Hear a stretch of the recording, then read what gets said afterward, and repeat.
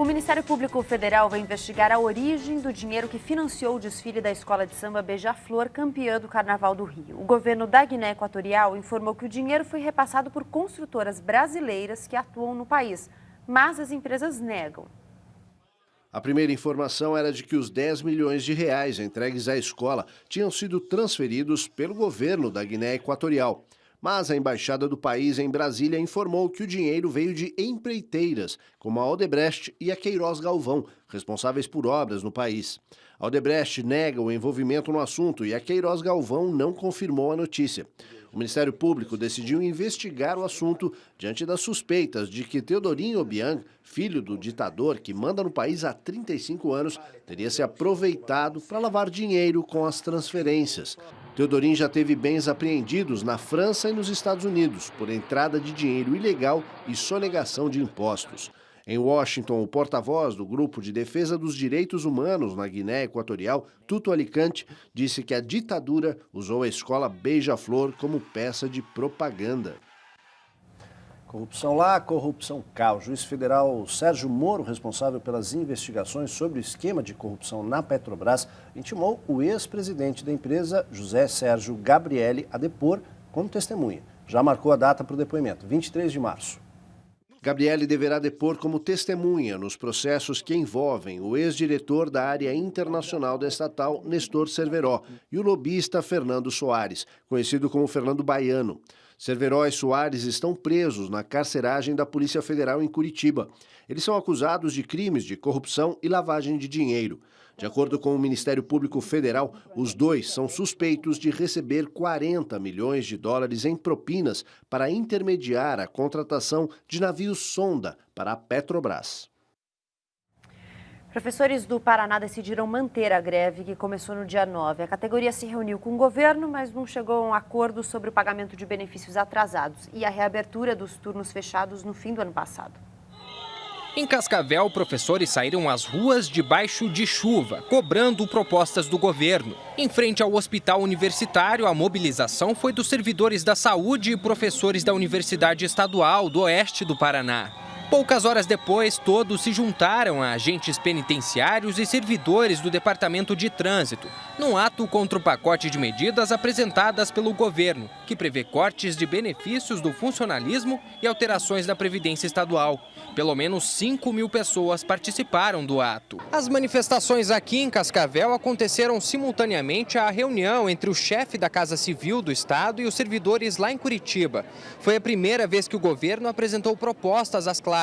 O objetivo das duas partes é fazer com que as aulas comecem de vez. 1 milhão de estudantes estão sem aula em todo o estado desde o último dia 9. Mas a reunião terminou sem acordo e outro encontro foi marcado. Nós temos hoje que resolver pontualmente algumas questões, entre elas o pagamento dos atrasados, que o governo já tem data estabelecida para fazer esses pagamentos. Esta programação de pagamentos será apresentada também nesta reunião com a APP e representando todo o magistério. Essa reunião está marcada para hoje. A gente vai agora de novo para as notícias internacionais. A Rússia faz exercícios militares na fronteira com a Ucrânia e fornece gás aos separatistas que atuam no leste do país. Os Estados Unidos reagiram com novas ameaças de sanções e isolamento a Moscou. Aviões militares estão posicionados no limite do território russo. Os soldados fazem manobras, apesar da determinação do cessar-fogo, para que a Rússia retirasse os armamentos e os militares da Ucrânia. O governo russo também passou a fornecer gás aos separatistas. A empresa diz que a reabertura dos gasodutos faz parte do acordo com os ucranianos, mas o fornecimento foi retomado apenas nas estações controladas por rebeldes. Depois de uma tempestade de inverno, pontos sagrados e turísticos de Jerusalém estão cobertos de neve. Mesmo assim, o Muro das Lamentações recebeu israelenses que queriam fazer orações. Em algumas regiões falta eletricidade, o que deixa as famílias sem sistema de aquecimento. Segundo os meteorologistas, a neve deve continuar caindo durante o fim de semana. Bombeiros resgatam 2 cachorros que ficaram presos em um pântano congelado no estado americano de Massachusetts.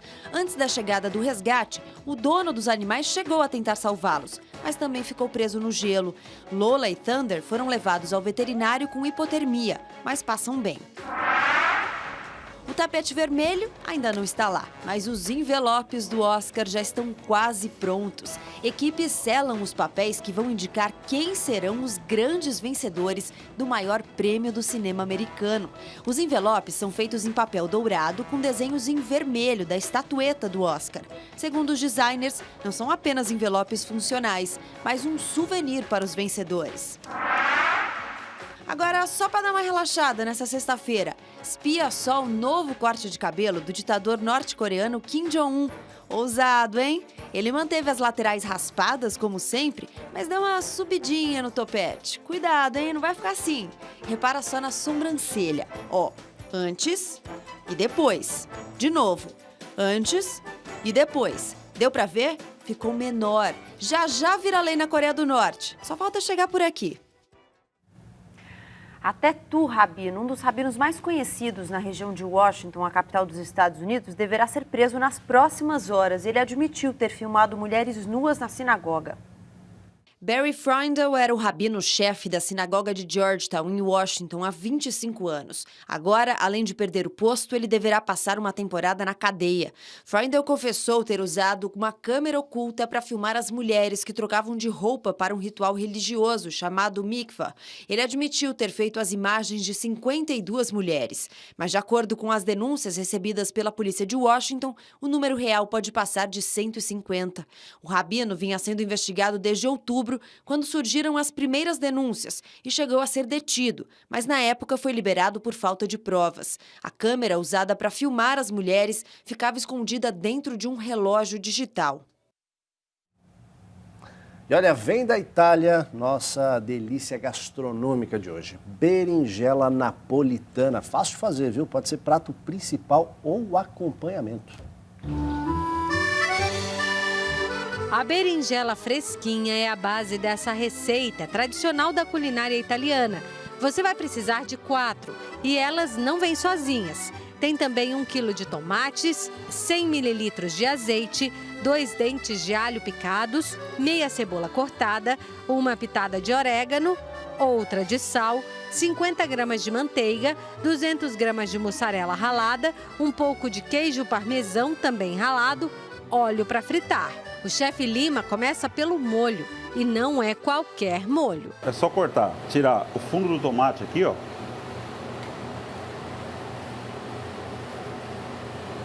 Fazer um cortinho em cima aqui em cruz. É só colocar na água quente, ele solta a pele com facilidade na hora que passa ele na água quente. O chefe retira os tomates, mas não descarta a água. Coa as sementes e reserva. Em uma outra panela, acrescente a manteiga, azeite, cebola, os tomates já pelados, sal e aquela água que ferveu os tomates, lembra? Enquanto tá cozinhando o molho, eu vou cortar as berinjelas e vou fritar elas. No óleo bem quente, coloque os pedaços de berinjela até ficarem dourados. A hora que a berinjela estiver macia, o ponto dela bem macio, elas estão prontas. Em uma forma, o chefe Lima põe as berinjelas, recheia com molho de tomate, cobre com mussarela e um toque de queijo parmesão. Vou levar ao forno, forno aquecido, temperatura 180 graus. Deixar 1 minutinho aqui para ela gratinar, ficar bem douradinha, fica no ponto certo. Em 5 minutos o queijo derrete e o cheiro toma conta da cozinha. Olha, a hora que ela estiver nesse ponto bem gratinadinho, é que a berinjela já está boa. Deliciosamente gratinada, essa berinjela napolitana é uma ótima opção, inclusive, para quem é vegetariano. E ela pode ser acompanhada de quê, chefe? Olha, ela pode ser acompanhada de uma massa, né? Um espaguete, um fettuccine, ou até mesmo um nhoque, arroz e batata frita, ou até mesmo sozinha. Somente a berinjela fica muito bom também. Já é perfeita para essa hora do almoço. Bom apetite!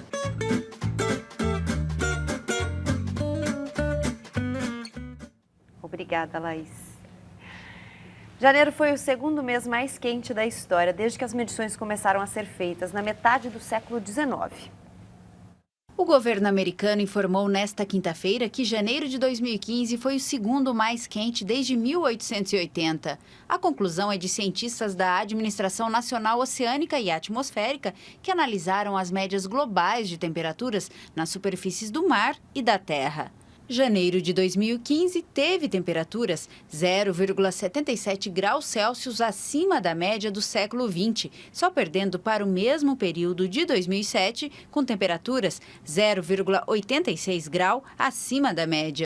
No mês passado, a mesma agência anunciou que 2014 foi o ano mais quente desde que começaram as medições no fim do século XIX. Para muitos cientistas, é a prova de que o aquecimento global provocado pelo aumento dos gases do efeito estufa na atmosfera já está impactando o clima. A seguir tem Hora do Esporte, vamos ao Canindé ver os preparativos da Portuguesa para o clássico desse fim de semana contra o Santos. E mais, no Cine Esporte de hoje, glamour, mulheres e dinheiro. A vida do ídolo botafoguense Heleno de Freitas. A gente volta já.